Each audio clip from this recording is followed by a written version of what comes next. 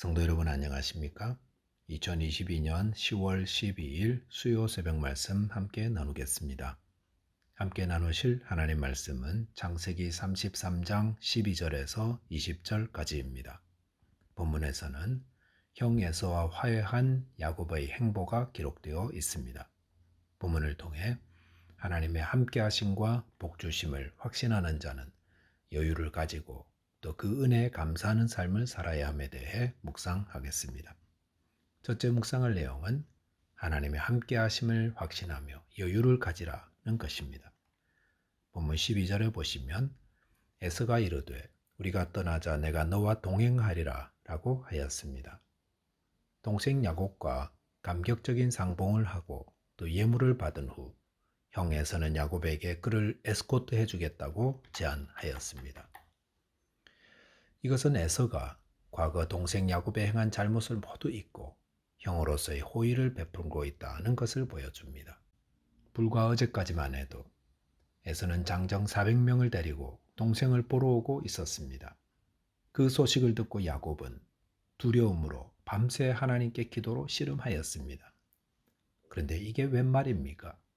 형 에서의 칼은 야곱을 치는 칼이 된 것이 아니라 야곱을 보호하고 지켜주는 칼이 되었습니다. 이 변화가 어떻게 일어난 것입니까? 그것은 하나님이 베푸시는 은혜의 결과였습니다.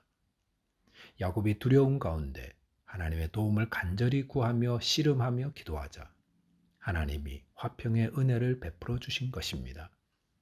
이사야 11장 6절에 보시면 그때에 이리가 어린 양과 함께 살며 표범이 어린 염소와 함께 누우며 송아지와 어린 사자와 살찐 짐승이 함께 있어 어린아이에게 이끌린다고 하였습니다. 이리와 양, 표범과 어린 염소, 함께 평화롭게 지내는 것이 있을 수 없는 일입니다. 하지만 하나님이 주시는 평화의 나라에서는 불가능한 것 같은 이 평화가 이루어진다는 것을 말씀하고 있습니다. 그러므로 이 평화를 위해 기도해야 합니다. 그럴 때에 하나님이 은혜를 베푸시사 야곱이 누린 평화를 누리는 줄 믿습니다.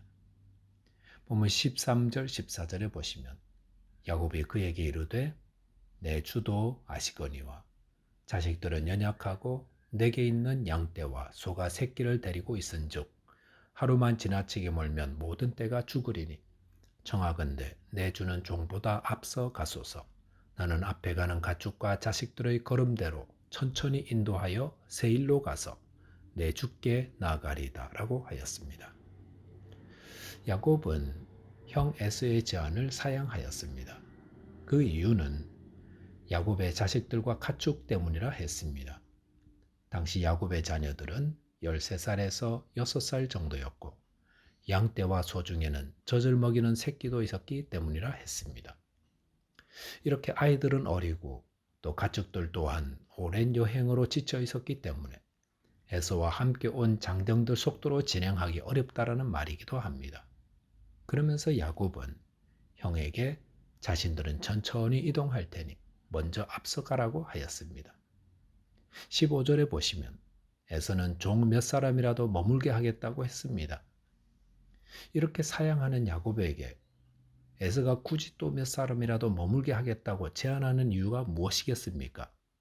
그것은 에서가 보기에 야곱 일행은 너무도 약해 보였기 때문 아니었겠습니까? 그래서 빨리 자신이 거주하는 안전한 곳으로 데려오려 했다 할 수 있습니다.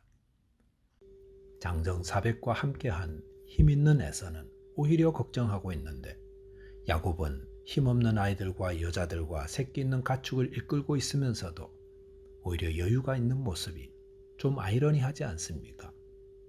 야곱의 이런 여유는 어디서 나온 것입니까? 이것이 바로 하나님의 함께하심과 복주심을 확신한 자의 여유라 할 수 있습니다. 혹시 하나님이 함께 계시는데 너무 조급하지는 않으십니까? 저와 여러분께서 하나님의 돌보심과 인도하심을 확신하며 여유를 가지고 가족과 이웃을 사랑하며 섬기게 되시기 바라겠습니다. 둘째로 묵상할 내용은 약속을 이루시는 하나님께 감사해야 한다는 것입니다. 본문 16절 17절에 보시면 이날에 에서는 세일로 돌아가고 야곱은 숫곳에 이르러 자기를 위하여 집을 짓고 그의 가축을 위하여 우릿간을 지었으므로 그 땅 이름을 숫곳이라 부르더라 라고 하였습니다. 에서와 화해하고 헤어진 야곱은 숫곳에 이르러 그곳에 집을 짓고 거주하였습니다. 그리고 18절에 보시면 야곱이 밧단 아람에서부터 평안히 가나안 땅 세겜 성읍에 이르러 그 성읍 앞에 장막을 치고 라고 하였습니다. 여기 보시면 야곱이 밧단 아람에서부터 평안히 가나안 땅 세겜 성읍에 이르렀다라고 하였습니다. 이 말씀은 창세기 28장과 연계하여 읽어야 하는 부분입니다. 창세기 28장에서 야곱은 형 에서를 피해 외삼촌이 있는 밧단 아람으로 도망하고 있었습니다. 그럴 때에 하나님이 야곱의 꿈에 나타나 그와 함께 하시며 그를 지키시며 그를 인도하여 이 땅으로 다시 돌아오게 하겠다고 약속하셨습니다.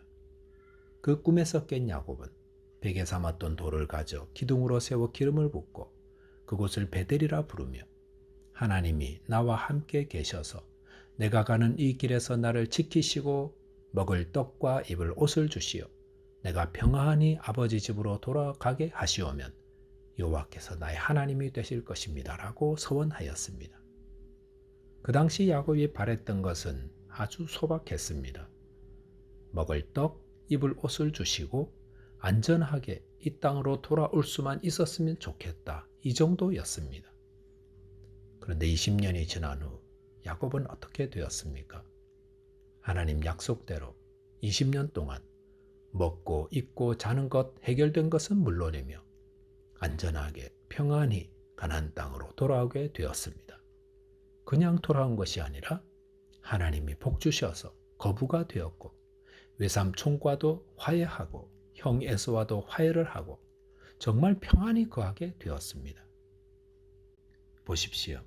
하나님이 야곱에게 하신 약속은 20년이 지나서 보니 그대로 다 이루어져 있었습니다. 아니 그 약속보다 훨씬 더 아름답고 풍성하게 이루어져 있었습니다.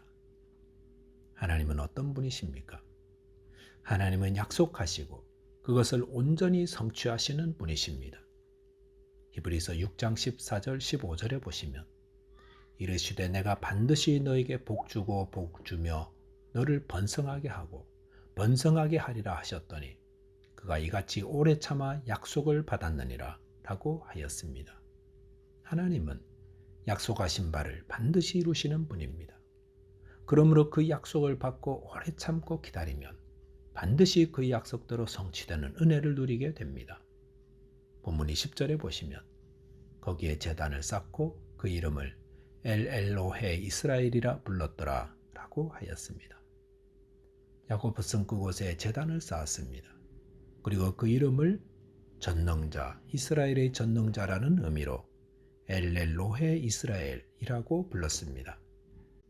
야곱은 하나님이 인도하셔서 평안히 가나안 땅에 돌아와 정착하게 되었음을 감사하며 단을 쌓았던 것입니다. 하나님의 구원의 은혜를 입은 자는 항상 하나님께 감사의 단을 쌓아야 합니다. 저와 여러분들 모두 하나님의 은혜를 입어 죄사함을 받고 주의 자녀가 되지 않았습니까? 그리고 지금도 성령으로 보호받으며 또 영원한 하나님 나라로 인도함을 받지 않습니까? 저와 여러분들께서 하나님의 은혜를 입은 자로서 날마다 내 삶을 들여 하나님을 섬기고 사랑하며 헌신하는 자 되시기 바라겠습니다. 말씀을 정리하겠습니다. 성도는 하나님의 함께 계심을 확신하며 여유를 가져야 합니다. 또한 하나님의 은혜를 입은 자로서 늘 감사하며 주님을 섬겨야 하겠습니다. 기도하겠습니다. 하나님 아버지, 주님께서 저희와 함께 하시며 동행하심을 확신하며 여유를 가지고 이웃을 섬기고 사랑하게 하여 주옵소서. 또한 하나님의 은혜를 입은 자이오니 제 삶을 주를 위해 헌신하는 자 되게 하여 주옵소서. 예수 그리스도 이름 의지하여 기도하옵나이다. 아멘. 오늘도 주 안에서 승리하는 저와 여러분 되시기를 바라겠습니다. 감사합니다.